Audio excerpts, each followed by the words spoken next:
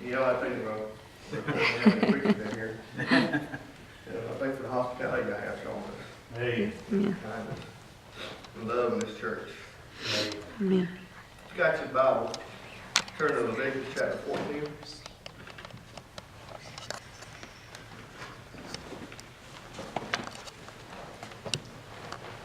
Leviticus.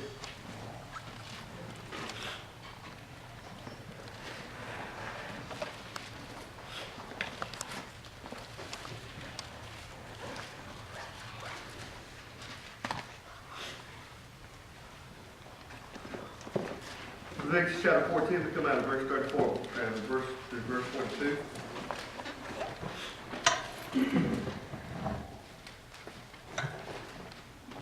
You understand hear God's word, or sit down to be. Start at verse 34. When ye be come into the land of Canaan, which I give to you for possession, I put the plague of leprosy in the house of the land of your possession. And he that owneth the house shall come and tell the priest, saying, It seemeth to me there is as it were a plague in the house. And the priest shall command that they empty the house before the priest go into it to see the plague, that all that is in the house be not made unclean. Now when the priest shall go into see the house, and shall look on the plague, and behold, if the plague be in the walls of the house with hollow strakes, greenish and reddish, which in the side are lower than the wall, then the priest shall go out of the house to the door of the house, and shut up the house 7 days. And the priest shall come again to the 7th day, and shall look, and behold, if the plague be spread in the walls of the house, then the priest shall command that they take away the stones in which the plague is, and they shall cast them into an unclean place without the city. And he shall cause the house to be scraped within, round about, and they shall pour out the dust that they had scraped off without the city into an unclean place. And they shall take other stones and put them in place of those stones, and shall take the other mortar and shall plaster the house. Let's pray to Heavenly Father, Lord, let me be in your house again tonight, Lord. Please thank you for touching us this morning, Lord. I pray ask again to touch us again tonight, Lord. Please, you just be with your people tonight, Lord. Please, Lord, we receive your word freely, Lord, gladly, Lord, in our hearts, Lord. Please just speak to us tonight, Lord. And Lord, please just be with us tonight, Lord. I thank you for the singing we heard, Lord. But Lord, our Lord, you just bless this church, Lord, in a mighty way. And use it, Lord. Let it grow for you, Lord. Christ, in my prayer. Amen. Amen. Tonight, I will bring you a message to you. It's the title is "When is a good time to get plastered?" Now, I ain't talking about getting drunk or getting alcohol. That's an entirely different message. This is the message of plasters and different things. It's a needful today. And that is plastered the meaning of it is to dab or to smear, properly to lay or spread. It is a composition of lime, water, and sand, well mixed into a kind of paste, and used for coat walls with and partitions of houses. The composition, when dry, becomes hard, but still retains the name of plaster. Plaster is sometimes made of different materials as chalk, gypsum, and other sometimes used to parquet or cover up the whole surface of a building. And plaster is the type of clean up, taking out the old and cover the old stain up with something new. And I was talking about Kenny, I ain't a good builder of a house. I try to fix up a house, but I ain't a good carpenter or nothing like that. You know, I probably get by before it gets a good new one. But if you see something on the wall, you know, if you take the stains in the ceiling, you know, we cover the stains up eventually. If they're bad enough, we'll cut it out, we'll put new boards up there, new sheetrock, and then we'll plaster to cover them seams and stuff up. But here we ask the question, when is it a good time that we need to be plastered? First off, when we see the house is in need of it. Hey, leprosy in the Bible is a type of sin, amen? Right. If you always see leprosy in the Bible, it's talking about a type of sin that could be on our life. In this house they came to, if you would come to the house, they would have leprosy. You got a water street in the pocket? Look. That water. It's right down below you, brother. There you go. Sorry.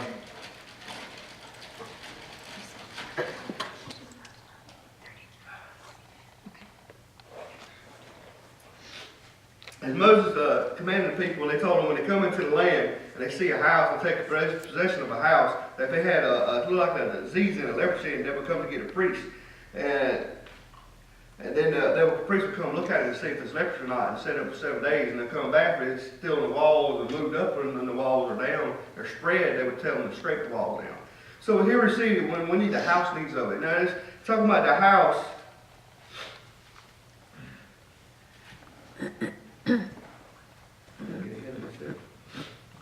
So I preach. Amen. Talking about the house represents the church, if you want to say, the house of God. But also, it can also represent the temple of God, which is ourselves. And the Bible says we're His temple. He lives and dwells in us.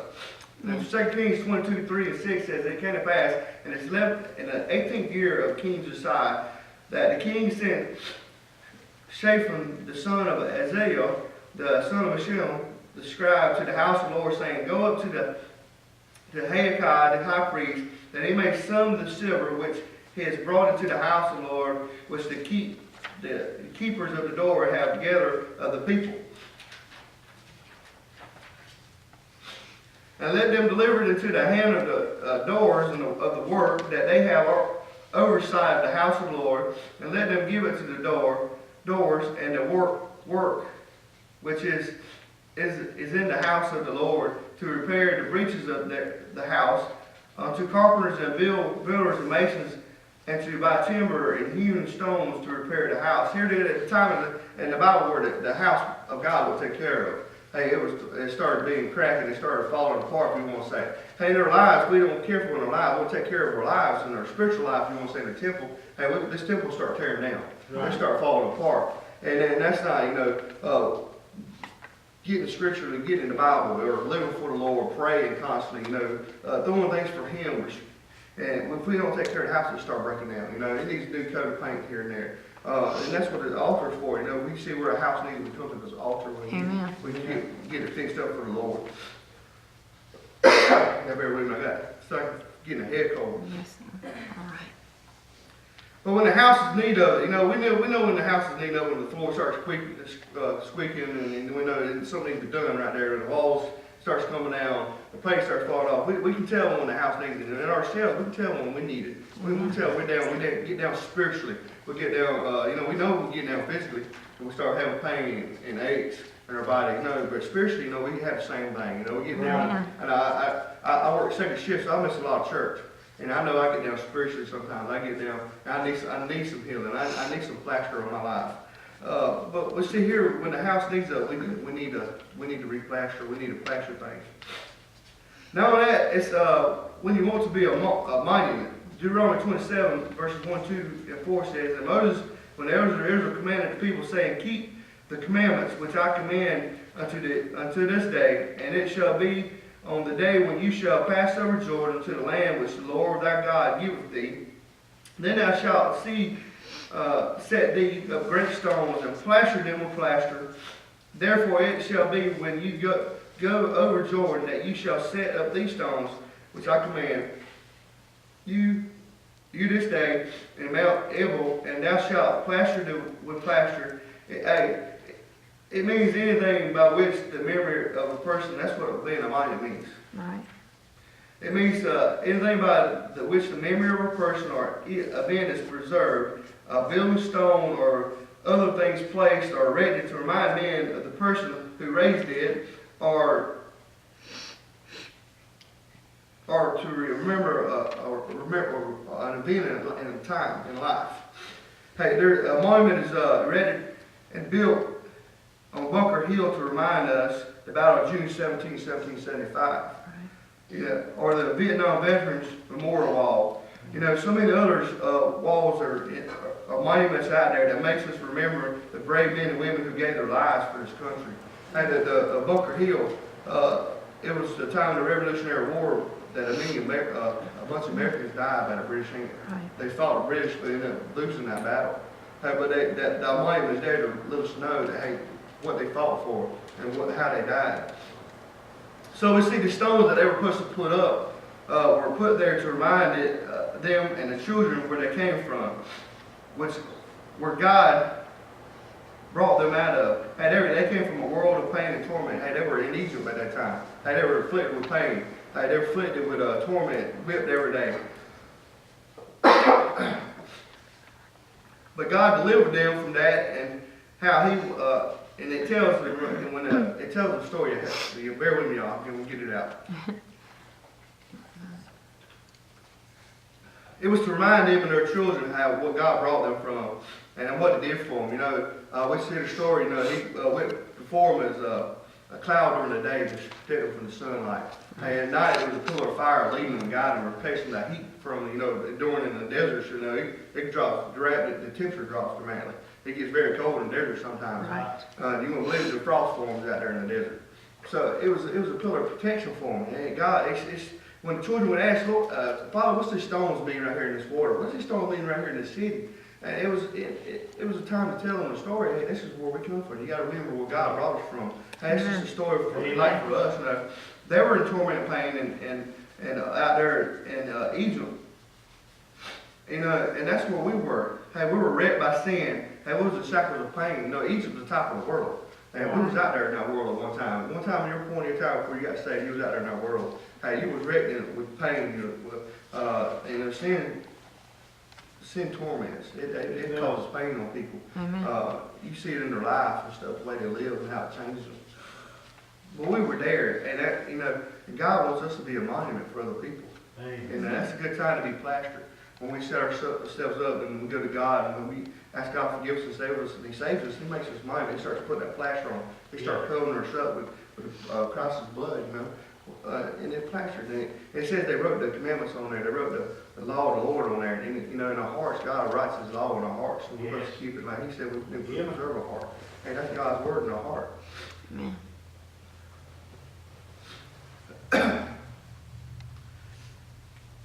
But, you know, that's where God has delivered us. He is now our shield of protection. He's our light in the darkness. Hey, we are His stones. And 1 Peter chapter 2, verse 4 and 5 says, to whom God, as unto a living stone, disallowed indeed of men, but chosen of God and precious. That's us. Yes. Hey, we're chosen of God. Hey, and it says we're disallowed indeed of men. You know, people don't like us. No. They don't like Christians anymore. To tell you the truth, the laws are getting against us now. Right. Where we can't hardly worship nowhere. You know, street preachers who preach in the street get in jail. They're getting thrown in prison and jail time for, you know, doing something for the Lord. Right. But hey, we're supposed to be that living stone. Verse 5 says, ye also are as lively stones, are built up a spiritual house and a holy priesthood to offer a spiritual sacrifice acceptable to God by Jesus Christ. Hey, He's chosen us. He's set us up. Hey, He's covered us with plasters to be monuments. You know, think about yourself. Are we being monuments today from Him?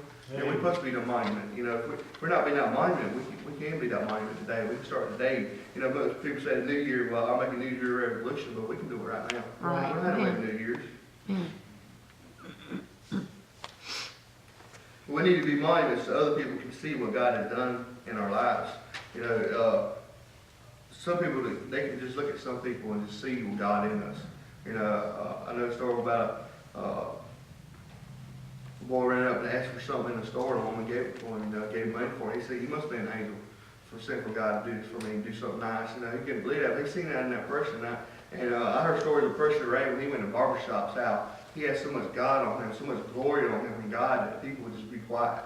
They wouldn't, you know, they'd be all, you know, using words they shouldn't be using in there, and also be still. They wouldn't even say a word. And it's just that presence of God on them.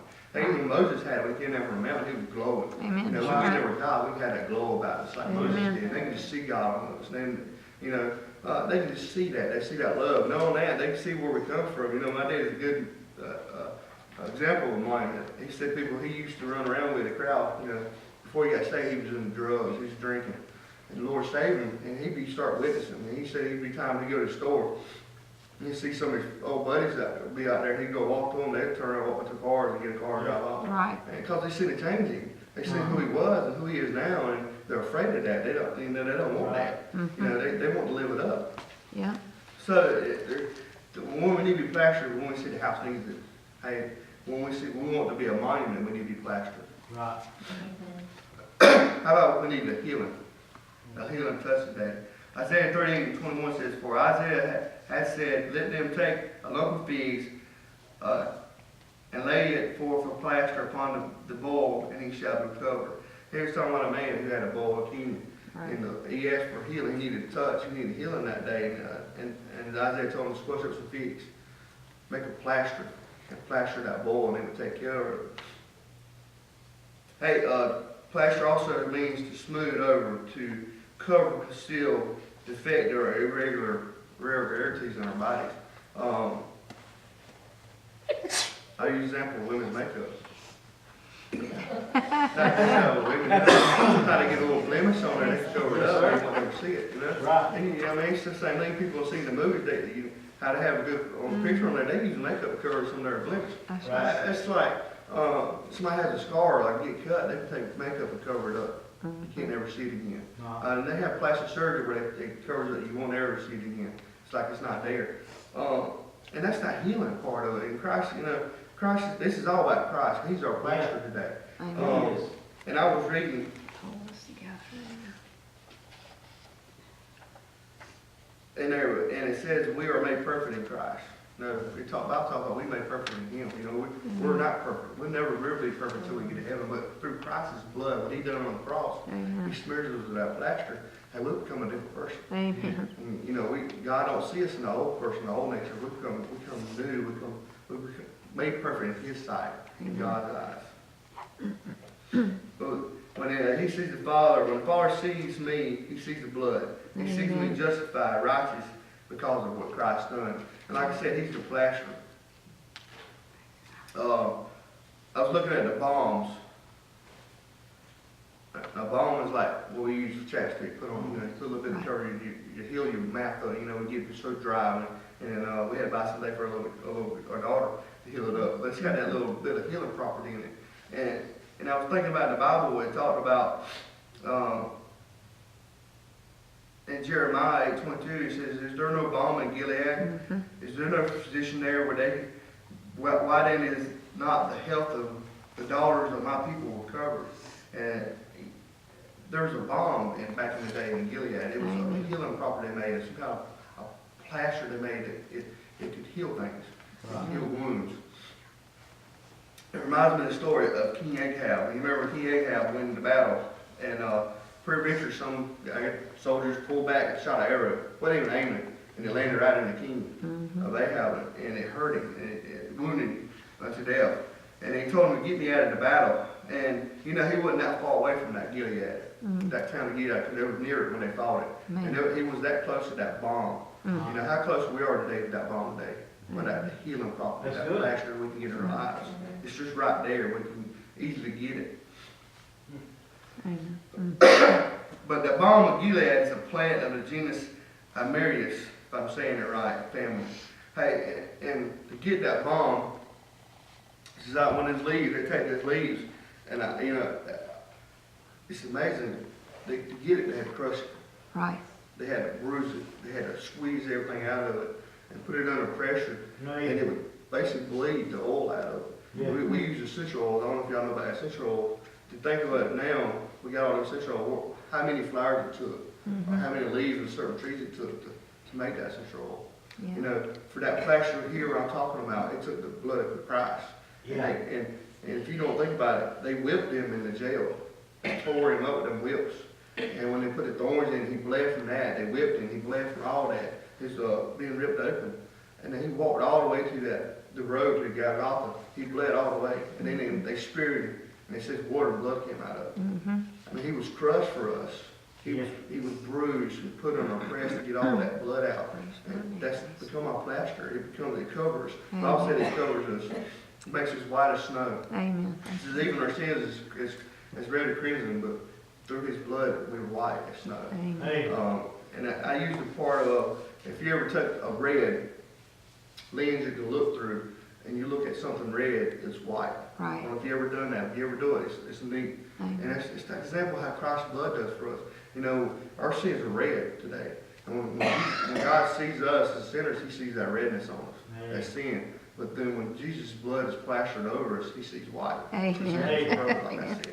So here, Jesus is our plaster. He's our balm. He's our balm of Gilead. And it says why, in that Jeremiah says, why are the people not recovered? And that's today. It's there. People just don't come get it. Right. They just don't go get it. It's there for healing. It's free. It costs Christ's life, but to us it's free. He paid a debt for us that we have that healing and that plaster in our lives. Hey. Amen.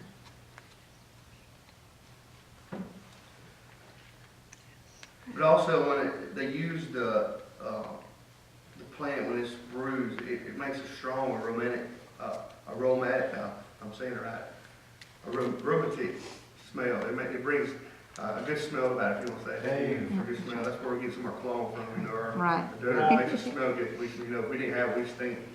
Yeah. But also it has healing properties, but it covers, you know,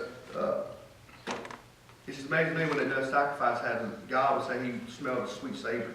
And when Christ was crucified, that day he smelled a sweet savor. Amen. Come up with that sacrifice he done for us. And that blood can make us smell like a sweet savor to our Lord. And to him, if we didn't have that in our life, we would smell stink. He would turn his nose away from us and we would stink. But through Jesus' blood, that balm of Gilead, we can smell good. Hey. We can smell good for him. Be That's a good. good sacrifice for him. Yeah. You know, when we do sacrifices and that smell comes up, the Father can smell it. So just like this plant, Christ was buried, bruised for us. He was beaten, crucified, all to heal and to save. And that's amazing to me when I looked it up in my dictionary about that balm of Gilead. It's amazing how it went through that process of being beaten. So the thing what our Lord went through, we might be here today in closing. You might need a little bit of healing. Maybe our house is down. Maybe our house has been broken up a little bit. We haven't took care of our house like we should. Hey, the plaster's here. Yeah. All we gotta do is come to it and let him do plaster. You know, I ain't a good plaster. I could probably see singing, but Jesus Christ is a good plaster. He's a good builder. He can build a house so perfect. If I tried to do it, it'd be off even, but, you know, I can't do it. I can't plaster my life. I can sit there and try to take plaster, but it's not gonna do it. But Christ can plaster our lives over. We might have a situation in our life right now. We might not be doing what we need to be doing. Who knows what it might be. I don't know why the Lord wanted me to preach here today, this message, but it could be for me. You know, in my areas of my life, I might need plaster. You need to take a good look at us. Or somebody here might need a healing today, a spiritual healing. You know, Christ is here. He's waiting to be plastered. He's waiting to put that balm of Gilead on to heal you up if you just come. He just asks you to come free. You know, the Bible says, if I don't never receive it, we don't ever ask. Yeah. Amen. You know, if you need healing today, or if you need something in your life, Christ is here with that plaster. He's here with that balm ready to put over your life and heal you and touch you. Hey. Amen.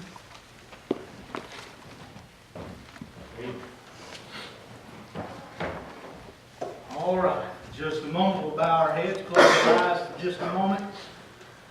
Do we need some plastering? That's the question. I believe he made it pretty clear. I believe the message was as clear as could be.